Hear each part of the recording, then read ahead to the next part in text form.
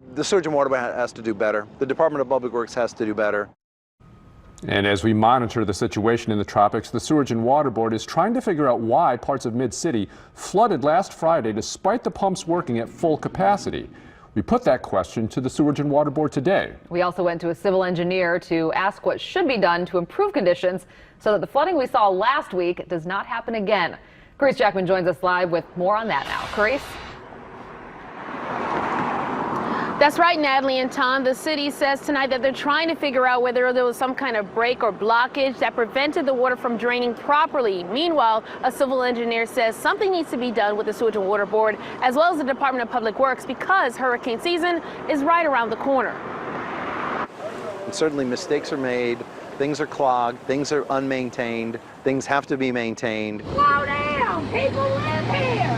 As the Sewage and Water Board tries to figure out what led to flooding in Mid-City Friday evening, civil engineer H.J. Bosworth Jr. with Levees.org says both the Sewage and Water Board and the Department of Public Works need to figure out what's keeping the area from properly draining. Is ridiculous. They're 2 blocks away from the pump station. Typically, that would be the driest part of the areas around any pump station. Bosworth also says for way too long, the subsurface draining system in New Orleans has long been neglected. In order for a pump station to work, it has to be able to get water into its inlet basin.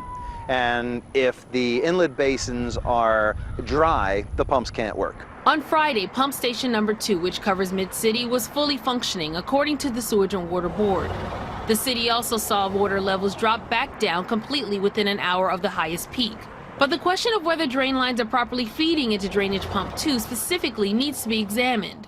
We asked Sewage and Water Board Communications Director Richard Rainey if a new major project like the SELA project in Uptown is a possible solution. I think all possibilities are on the table.